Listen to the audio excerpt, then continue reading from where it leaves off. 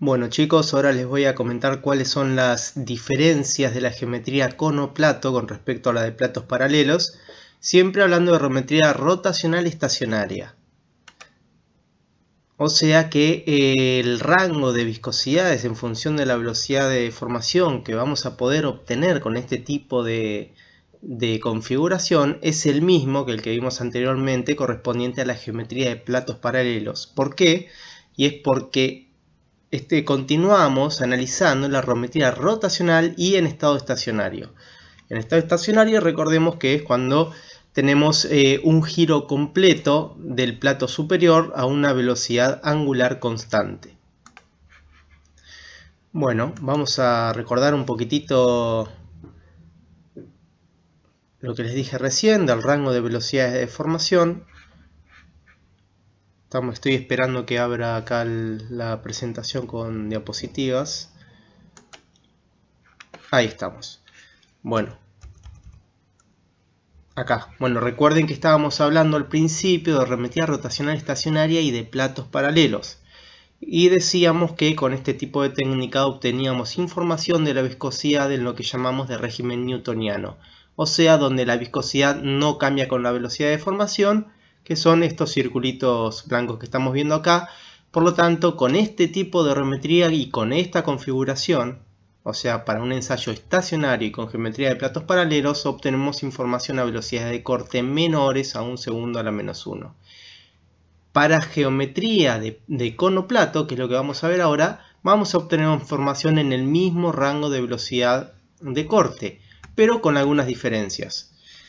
Recuerden que en el caso de platos paralelos lo que sucedía era que la velocidad de corte dependía de la posición en el radio en la cual nos estemos ubicando. Entonces el reómetro con este tipo de configuración utilizaba la velocidad de corte en el perímetro evaluada en el perímetro externo del plato para calcular justamente la velocidad de corte y evaluaba también la tensión de corte en la misma posición y a partir del cociente de ambos calculaba la viscosidad.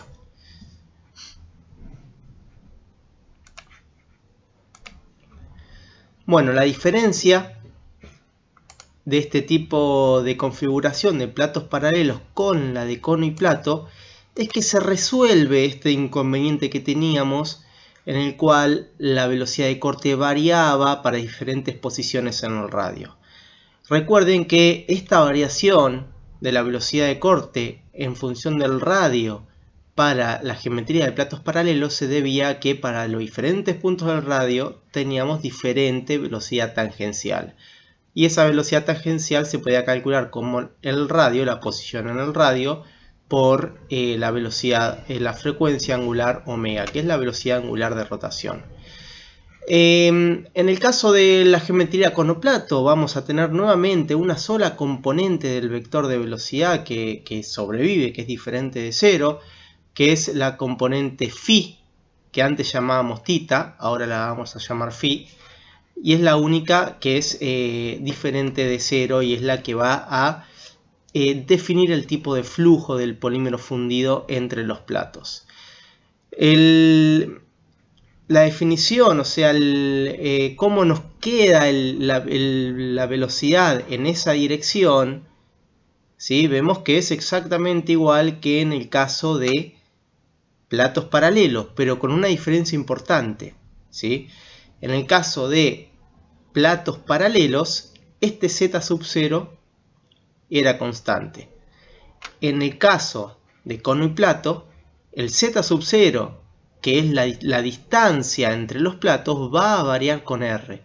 Entonces, ese aumento del z sub 0, o sea, ese aumento del gap hacia la salida, hacia el perímetro externo del disco, va a contrarrestar la variación de la velocidad tangencial con el radio. Y eso lo podemos ver con ecuaciones. Entonces tenemos la definición del perfil de velocidad, que va a ser igual a la velocidad tangencial por z, que es la posición en z donde me estoy ubicando entre los platos. O sea, para una distancia en r va a haber muchos zetas, y el z sub 0 va a ser justamente la distancia máxima entre los platos para un dado r. ¿Qué pasa? Si aplicamos la tangente del ángulo que va a ser opuesto sobre adyacente, podemos decir que para ángulos muy pequeños se cumple que la tangente del ángulo es igual al ángulo. Por lo tanto, se va a cumplir que z, o sea que z, ¿sí?, que es la distancia, el punto de la distancia donde me encuentro entre los platos para un dado r, va a ser igual la posición en r por el ángulo comprendido que yo elija, ¿sí? Y z sub 0 para un dado de r va a ser igual al ángulo que tenga el plato por la posición en r, donde z sub 0 va a ser para cada posición en r la distancia máxima de gap. Entonces, si yo reemplazo estas dependencias de z y z sub 0 con r y con el ángulo phi, o el ángulo phi sub 0, donde este valor lo conozco, y lo reemplazo en esta ecuación, obtengo lo siguiente. Obtengo que el perfil de velocidad va a ser igual a r por θ por la relación de ángulos. Y ahora tenemos que hacer un cambio de variables. Vamos a considerar la variable θ, ¿sí?, donde phi, que sería el ángulo en la misma dirección que θ, será igual a pi sobre 2 menos θ. Por lo tanto, haciendo ese cambio de variables y aplicando la derivada 1 sobre r por la derivada del perfil de velocidad que resolvimos anteriormente respecto a θ, que es justamente la definición de la velocidad de corte en este tipo de coordenadas, obtenemos el valor de la velocidad de corte y vemos que la velocidad de corte es constante, o sea, es igual al cociente entre la velocidad angular, que es constante, que no varía con el radio, y el ángulo de los platos, el ángulo total del plato superior. Por lo tanto, la principal diferencia entre la geometría de cono plato y la geometría de platos paralelos es que la geometría de cono y plato permite controlar mejor la velocidad de corte en todo el campo de flujo. En cambio, en el caso anterior teníamos que utilizar la velocidad de corte en el perímetro externo del plato para realizar los cálculos. Esto puede ser una ventaja, no quiere decir que la de platos paralelos, la geometría de platos paralelos no se pueda utilizar. De hecho, es la que más se utiliza, porque este tipo de geometría de cono y plato tiene algunas desventajas, como por ejemplo si uno utiliza partículas dentro del polímero o tiene suciedad, es muy difícil mantener el cero en el punto central entre los platos, ¿sí? Porque si se aloja suciedad o cualquier tipo de partículas, eso no se puede lograr y por lo tanto uno va a tener errores considerables. Por lo tanto, la geometría de platos paralelos funciona bien y es la que más suele utilizarse para realizar los cálculos. Ahora, de forma análoga a lo que se realizaba para la geometría de platos paralelos en geometría rotacional estacionaria, se calcula también la tensión de corte a partir del valor de torque, del torque que se tiene que ejercer sobre el eje para hacer mover al plato superior a la velocidad angular omega. Y a partir del cociente entre ambos se calcula la viscosidad a una dada velocidad de corte, y si uno quiere calcular la viscosidad a una velocidad de corte mayor, lo que hace es aumentar la velocidad angular y realizar nuevamente todos los cálculos hasta llegar a una velocidad de corte de aproximadamente 1 segundo a la menos 1. No se puede realizar esto para mayores velocidades de corte porque si uno aumenta más la velocidad angular, lo que sucede es que una que tiende por la fuerza centrífuga, el material va a tender a escaparse de los platos y también puede producirse lo que se llama melt fracture, o sea, fractura del polímero fundido entre los platos. Por eso es que no se puede realizar la geometría rotacional estacionaria a mayores velocidades de corte que 1 segundo a la menos 1.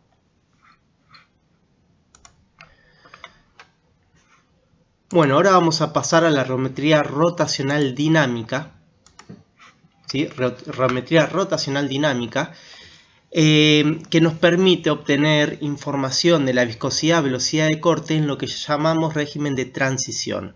o sea, donde se empieza a dejar de tener un comportamiento newtoniano para pasar a tener un comportamiento tipo ley de la potencia, que son los puntos cuadrados negros, en realidad grises y negros, que tenemos en este gráfico. Por lo tanto, decíamos que en la arremetida rotacional estacionaria no podíamos aumentar la velocidad de corte más allá de 1 segundo a la menos 1 porque teníamos problemas con la fuerza centrífuga que tiende a desplazar el polímero fuera de los platos y también con la fractura del polímero fundido. Entonces, una de las soluciones para resolver este problema es no hacer mover el plato superior 360 grados a una velocidad angular determinada, sino hacerlo mover un determinado perímetro y que vaya y venga ese perímetro a una frecuencia determinada. ¿Sí? O sea, va a recorrer un perímetro, una amplitud de deformación que se denomina, ¿sí? Va a recorrer una amplitud de deformación determinada, que sería un arco, que suele ser muy pequeño, menor al 2% usualmente, para poder trabajar en régimen viscoelástico lineal. Entonces, de esta manera nosotros podemos incrementar mucho más la velocidad a la que va y viene entre este arco. Y esto nos permite obtener justamente valores de viscosidad a mayores velocidades de deformación. Pero ahora la viscosidad no se caracteriza en función de una velocidad de corte, sino en función de una frecuencia de oscilación que llamamos W. ¿Sí? Entonces, la viscosidad va a caracterizarse en frecuencia de en función de esta frecuencia de oscilación. Y la viscosidad ya no va a ser la viscosidad de régimen estacionaria que estamos acostumbrados a ver tanto en reometría capilar como en reometría rotacional estacionaria, sino que va a ser una viscosidad compleja. Ahora vamos a ver por qué la llamamos viscosidad compleja. Por lo tanto, mediante este tipo de ensayo en reometría rotacional dinámica, que puede ser de platos paralelos o de cono y plato, es indiferente, vamos a obtener una viscosidad compleja en función de la frecuencia de oscilación.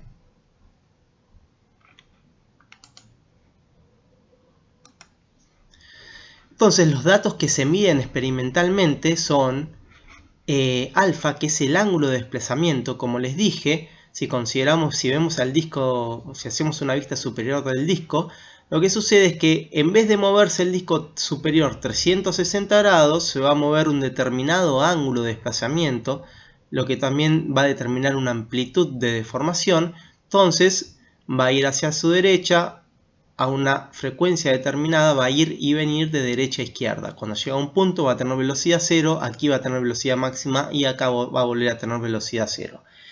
Y esa frecuencia de oscilación es lo que llamamos W, y vamos a ver que hay una regla para poder establecer una analogía entre esta frecuencia de oscilación y la velocidad de corte en estado estacionario.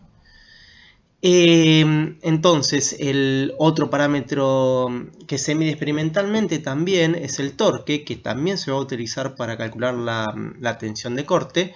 Y por último, como siempre, la temperatura. Entonces, lo que se hace es aplicar una deformación sinusoidal, que es lo que les dije, ¿sí? Cuando llega al medio vamos a tener una deformación máxima, vamos a tener una deformación 0, cuando llega al máximo de amplitud de deformación, y así sucesivamente cada vez que va y vuelve en este ángulo de deformación aplicada. Consideremos el caso de la respuesta de un sólido elástico. Un solo elástico va a tener una tensión que va a estar en fase con esta deformación, ¿sí? Porque va a responder instantáneamente. Si estuviésemos trabajando con un fluido puramente viscoso, como es un fluido newtoniano, vamos a tener una respuesta que va a estar 90 grados fuera de fase con esta deformación aplicada, que son las curvas que les estoy mostrando acá. Esta es la correspondiente, la negra la línea negra llena es la correspondiente a la respuesta de un sólido elástico que va en fase con la deformación aplicada, donde la deformación aplicada es la línea negra más grande. Después vamos a tener el fluido viscoso, que es el newtoniano, que va a estar 90 grados fuera de fase. Y después vamos a tener una situación intermedia, que es la que va a sucederle a los polímeros, que es la del fluido viscoelástico, ¿sí? que no va a estar en fase ni 90 grados fuera de fase con la deformación sinusoidal aplicada. Entonces, esta es la deformación aplicada, ¿sí? La deformación, fíjense que no tiene el puntito, por lo tanto estamos hablando de deformación y no de velocidad de deformación. Este φ0 define la amplitud de deformación por seno de la frecuencia de oscilación por el tiempo, ¿sí? Que esta es la frecuencia de oscilación que seteamos en el programa. Si aplicamos la derivada respecto al tiempo, obtenemos lo que podríamos llamar la velocidad de deformación, ¿sí? Que va a ser igual a una velocidad de deformación que podríamos que va a estar relacionada con la amplitud de deformación seteada en el programa por el coseno, dada la derivada del seno, por el coseno de la frecuencia de oscilación por el tiempo. También de esta manera se puede calcular una tensión, ¿sí? Pero la tensión, como vimos, va a tener una componente elástica que va a estar en fase con la deformación y va a tener una componente viscosa que va a estar en fase con la velocidad de deformación, ¿sí?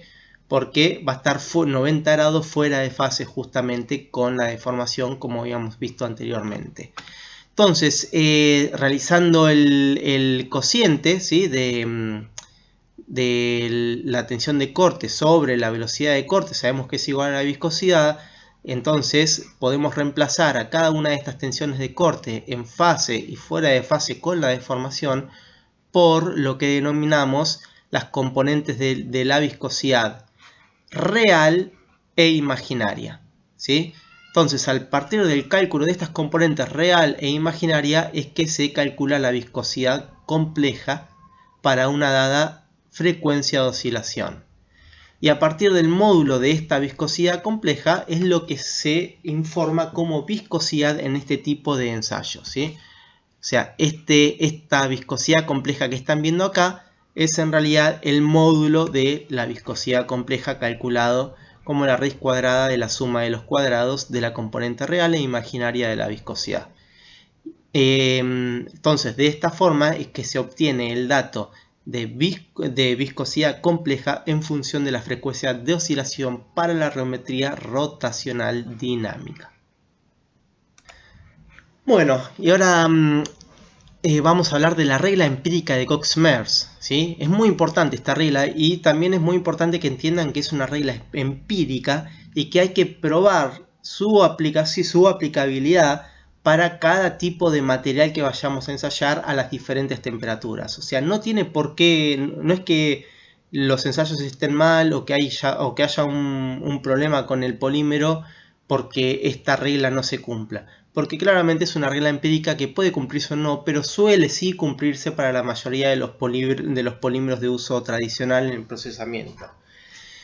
Entonces, lo que se hace para aplicar esta regla es simplemente graficar los puntos obtenidos con los diferentes tipos de geometría para cada temperatura y ver si siguen una tendencia continua, ¿sí?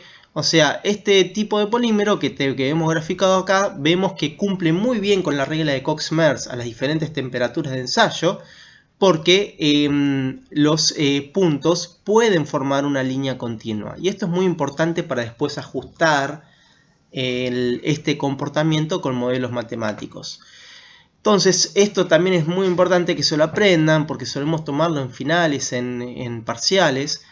Este tipo de gráficos, para qué se utiliza la regla de Cox-Merz, y acá ven que también hay un resumen de las velocidades de corte para las cuales son aplicables cada una de las técnicas de geometría. Y ven que acá no estamos haciendo diferencia entre geometría, entre configuración de platos paralelos y configuración de cono y plato en geometría rotacional, porque la información que se va a obtener va a ser la misma. Sí va a ser diferente cuando el ensayo se hace de manera estacionaria o de manera dinámica. Para que sea aplicable la regla de Cox-Merz, nosotros tenemos que graficar la viscosidad estacionaria La viscosidad estacionaria puede ser la obtenida de la remetría rotacional estacionaria o también la obtenida de la remetría capilar estacionaria. Tenemos que graficar para la remetría rotacional estacionaria y remetría capilar estacionaria la viscosidad en función de la velocidad de corte, y es necesario que para que esta comparación sea válida que se grafique el módulo de la viscosidad compleja, lo que suele llamarse viscosidad compleja, en función de la frecuencia de oscilación en radianes por segundo. Hay que tener cuidado con esto porque hay veces que los equipos están configurados para obtener la información de la frecuencia de oscilación en segundos a la menos 1, por lo tanto hay que hacer la conversión a radianes sobre segundo. Por lo tanto, eso es el procedimiento que se realiza, es muy simple y es un procedimiento empírico para ver la aplicación de la regla de Cox-Merz. Y ahora vamos a ver por qué es necesaria, por qué es útil poder aplicar la regla de Cox-Merz y que el polímero la cumpla. Bueno, para eso vamos a irnos un par de filminas más adelante, donde vemos las ecuaciones reológicas constitutivas. Las ecuaciones reológicas constitutivas son las que se van a utilizar para poder ajustar ajustar los puntos de viscosidad en función de la velocidad de corte a diferentes temperaturas. Es muy importante poder ajustar los puntos y poder tener una sola ecuación que simplemente cambiando la temperatura o cambiando la velocidad de corte me pueda predecir cuál va a ser el valor de viscosidad de mi polímero. Esto es muy importante para desarrollar simuladores de diferentes sistemas de procesamiento de polímeros, en los cuales las velocidades de deformación y las temperaturas varían constantemente, como suele suceder en el moldeo por inyección. La primera ecuación constitutiva que vemos acá es la ecuación de Williams, Landel and Ferri, más conocida como WLF, que con esta ecuación lo que se puede es ajustar la viscosidad en régimen newtoniano, o sea, los valores de viscosidad que se obtienen con la geometría rotacional estacionaria, ¿sí? Entonces, estos valores de C1 y C2 son constantes que están tabuladas para diferentes tipos de polímeros, y T0 es una temperatura de referencia que tenemos que seleccionar, ¿sí? Por ejemplo, podemos seleccionar a la temperatura de referencia T0 como 180 grados en esta curva, y también tenemos que seleccionar una viscosidad a la temperatura de referencia, que en este caso es simple porque es la viscosidad a la temperatura T0, que en régimen newtoniano no se modifica con la velocidad de deformación. Y eso es lo que va en el denominador. Por lo tanto, conociendo este factor de corrimiento, nosotros podemos para diferentes valores insertar diferentes valores de temperatura y despejar el valor de la viscosidad del polímero a las diferentes temperaturas que nosotros para la cual nosotros necesitemos calcular la viscosidad en régimen newtoniano para un dado polímero. Bueno, la siguiente ecuación es una ecuación que ya hemos visto, que es la ecuación de ley de la potencia. Y la ecuación de ley de la potencia es útil para calcular la velocidad, la viscosidad a lo que podríamos llamar altas velocidades de deformación, que en realidad está mejor referirse al cálculo de la viscosidad en la zona donde la dependencia de la viscosidad con la velocidad de corte es lineal, en escala doble logarítmica, obviamente.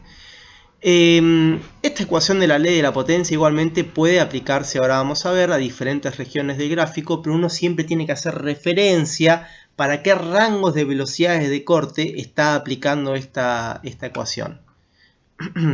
Entonces, en esta ecuación de la ley de la potencia tenemos la viscosidad como variable, tenemos la velocidad de corte como variable y tenemos dos parámetros que son n, que es el índice de pseudoplasticidad, y que suele estar en valores entre 0,2 y 0,6 para polímeros, y tenemos también este factor K. Hay que tener en cuenta que el valor de n no debería modificarse en función de la temperatura. Acá vemos en este gráfico que tenemos diferentes valores de n para diferentes temperaturas, pero lo que suele hacerse es sacar un promedio de valores de n y usar un mismo valor de n para cuantificar la viscosidad en función de la velocidad de corte a diferentes temperaturas. Lo que sí se puede hacer es hacer una correlación del factor K en función de la temperatura para una dependencia tipo Arrhenius. Y es fácil porque lo que se hace es calcular el valor de K para diferentes valores de temperatura. Se grafican esos valores de K en función de la temperatura a la menos 1 y se hace un ajuste tipo Arrhenius obteniendo los parámetros K sub 0 y delta E sobre R. Siempre tomando una temperatura de referencia. Y este K sub 0 puede aproximarse como el valor de K a la temperatura de referencia. Ahora vemos algunos ejemplos de aplicación de este tipo de modelo, ¿sí? Recuerden que dijimos que el modelo ajusta bien los datos a altas velocidades de deformación, o sea, donde tenemos una dependencia lineal del logaritmo de la viscosidad de corte en función del logaritmo de la velocidad de corte, ¿sí? Por eso es que es muy importante siempre mencionar para qué rango de velocidad de corte se está aplicando esta ecuación. O sea, los valores de n y de k que se van a informar de este modelo se tienen que informar para un dado rango de velocidades de corte.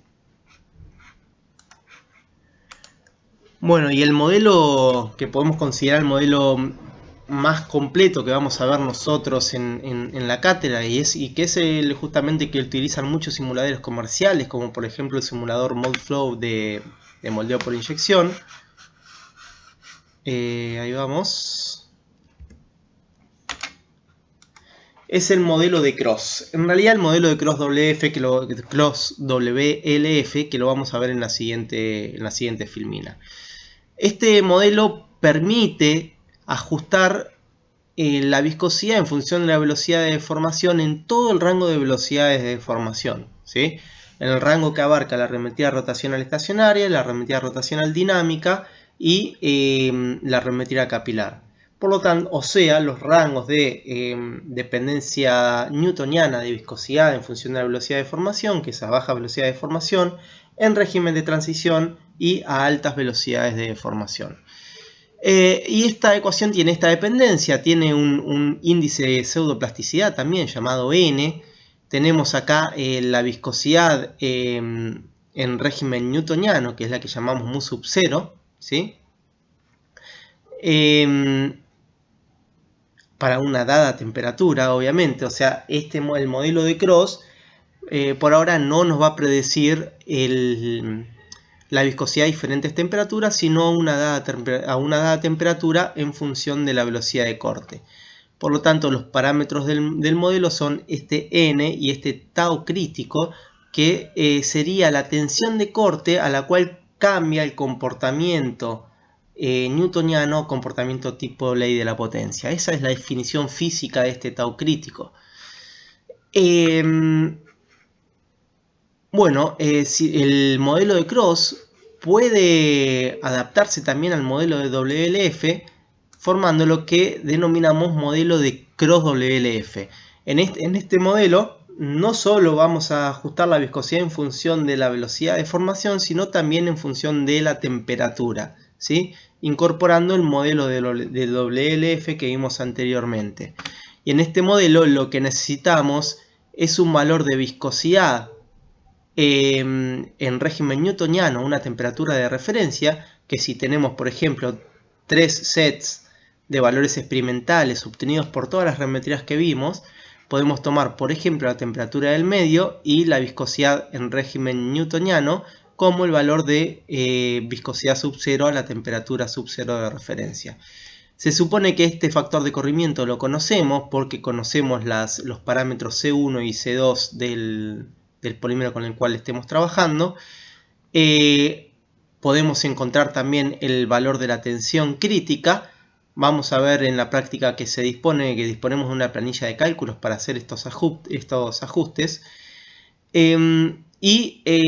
Luego lo único que nos resta hacer es poner cualquier valor de temperatura y cualquier valor de velocidad de corte para que este modelo nos devuelva el valor de viscosidad correspondiente. Y esto es muy útil para incorporarlo dentro de simuladores de sistemas de procesamiento de polímeros donde la velocidad de corte y la temperatura varían constantemente. Sí o sí necesitamos un modelo completo como este que nos pueda entregar de forma continua valores de viscosidad en función de la velocidad de corte a diferentes temperaturas. Bueno, como conclusión de las técnicas de herrometría y de las ecuaciones constitutivas, podemos decir que el modelo Cross-WLF es el más utilizado, como dije, en el cálculo numérico de problemas complejos de fluidodinámica en polímeros, como suele suceder en simuladores comerciales, que el más conocido que vamos a ver en la cátedra son Moldflow y Moldex 3D. Y el modelo de ley de la potencia es el más utilizado para cálculos aproximados de problemas de fluidodinámica de polímeros, porque muchos de los problemas que utilizan el modelo de ley de la potencia tienen solución analítica, como vimos en los modelos simples de flujo anteriormente. Bueno, ahora vamos a regresar de nuevo en las filminas.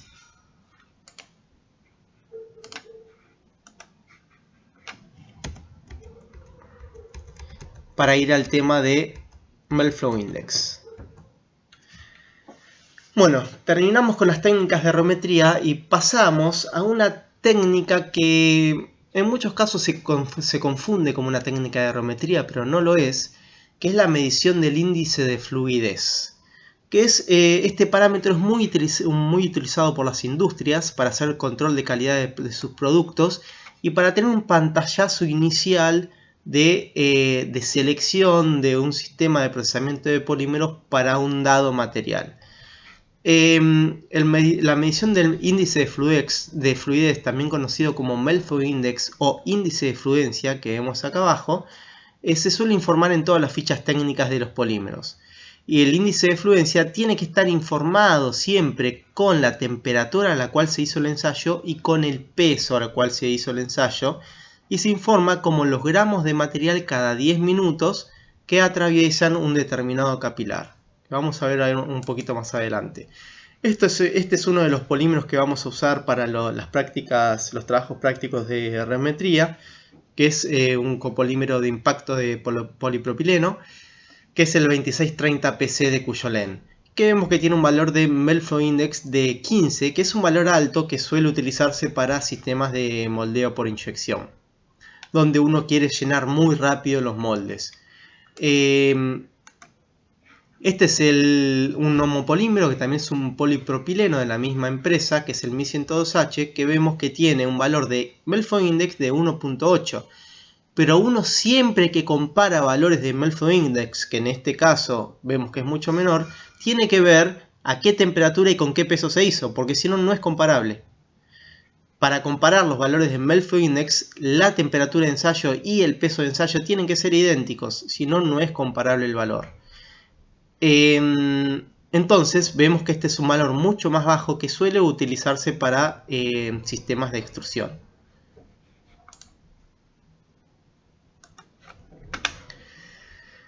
Bueno, como les dije, la medición del índice de fluidez es una medida de la resistencia a fluir del polímero fundido a una dada temperatura y bajo una dada fuerza. La resistencia a fluir es la definición de viscosidad, pero el valor de Melt-Flow Index que se obtiene de esta técnica no es un valor de viscosidad, porque no está calculado con las correcciones necesarias para poder considerarlo un valor preciso de viscosidad. Entonces, por eso es que simplemente no se usa como un valor de viscosidad, sino como un pantallazo inicial para la selección de un sistema de procesamiento para un dado polímero o para control de calidad. Lo que hacen muchas empresas es, cada vez que reciben un lote de materia prima, analizan el Melt Flow Index y se fijan si el Melt Flow Index está en el rango admisible para su sistema de procesamiento. Y si no está en el rango admisible, lo que hacen es un reclamo al proveedor y no utilizan esa materia prima.